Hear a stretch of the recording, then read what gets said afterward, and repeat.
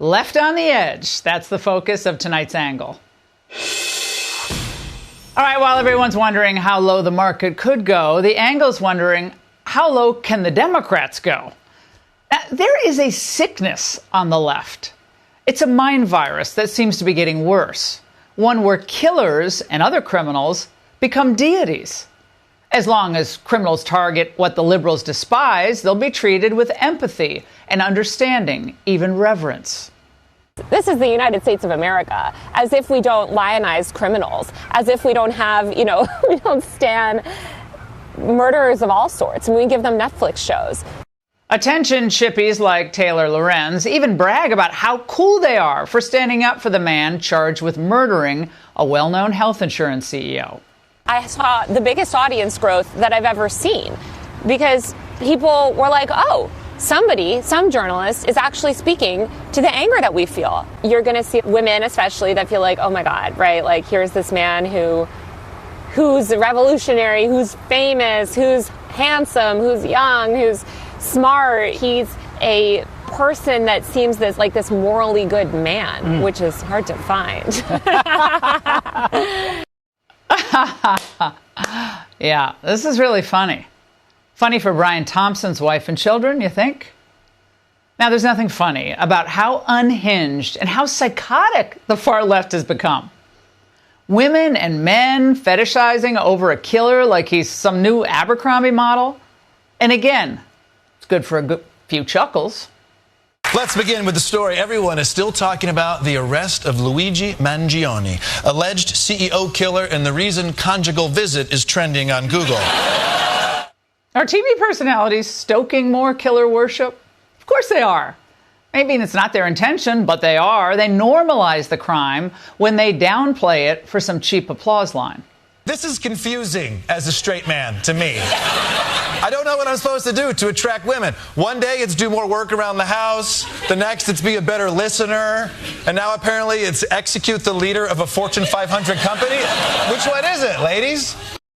Of course, we all know that line wouldn't have made late night if the victim had, let's say, been the head of a left-wing NGO, heaven forbid. But legitimizing murder, never acceptable. But I'm sure there are plenty of disappointed fringe leftists out there today after learning that another would-be Trump assassin is in custody. In February, the bodies of Tatiana Cassap and Donald Mayer were found in their home in the village of Waukesha. Both had been shot. Their son, 17-year-old Nikita Cassap, was later arrested in Kansas. Now, a federal search warrant says Cassap wrote a manifesto calling for the assassination of President Donald Trump to start a revolution to, quote, save the white race.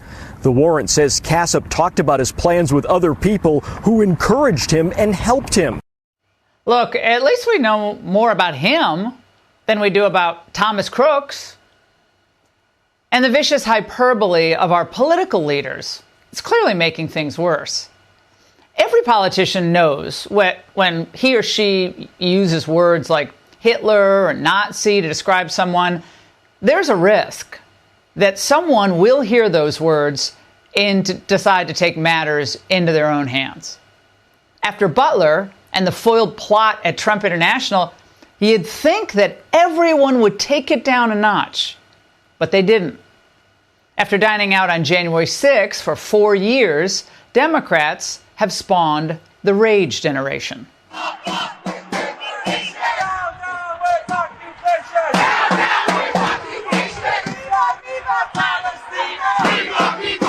Tell me what democracy looks like. Tell me what democracy looks like. Ho ho! Elon Musk has got to go! The irony is lost on them, of course. The cars they drove as a badge of honor just a year ago, they're now torching and scratching or laughing and enjoying the moments when others are. 40-year-old Jameson Wagner was arrested for arson attacks on Tesla in Albuquerque and also on the Republican Party headquarters there. The guy's less than a zero, but to the Trump and Elon haters, he's kind of a folk hero. There are some Democrats who do seem clued in, however, especially when the violence and the crime hits close to home, as it did over Passover when Pennsylvania Governor Josh Shapiro's residence was broken into and set ablaze, allegedly by this freak, Cody Bomber, who said he would have taken a hammer to the governor if he could have. This kind of violence is becoming far too common in our society. And I don't give a damn if it's coming from one particular side or the other, directed at one particular party or another, or one particular person or another. It is not okay. And it has to stop. We have to be better than this. 100% correct. This is appalling. President Trump was asked about it today. Have you attributed a motive through the FBI investigation behind the attack on Governor Josh Shapiro over the weekend? No, I haven't, but the attacker was not a fan of Trump, I understand, just from what I read and from what I've been told. The attacker basically wasn't a fan of anybody. It's probably just a whack job, and certainly a thing like that cannot be allowed to happen. Thankfully, Shapiro and his wife were okay. But now it's time for his party to step up and with one voice, all of them, in unison, condemn all the hate and the violence. Supreme Court justices shouldn't have to worry about their security when they author an opinion. A senator shouldn't have to worry when he's at a restaurant.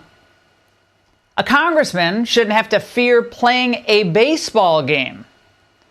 And a presidential candidate should never have to be ushered off stage with blood streaming down his cheek. And of course, his supporters shouldn't have to wonder if they're risking their lives to attend a rally. So Democrats, tell your party to debate, don't destroy. Heaven forbid if one of these deranged fanatics finally get their way. And yes, there are obviously nuts on both sides, and heated rhetoric has been around since our founding. But Republicans do not equivocate when Democrats are threatened. We rally. Remember, for Christians, this is Holy Week. It's a time to reflect on Christ's life and teaching, his suffering, and of course, the great miracle of his resurrection and our redemption. And we all, whatever you believe, we have the God-given right to life, liberty, and the pursuit of happiness. What a blessing. So let's start acting like it.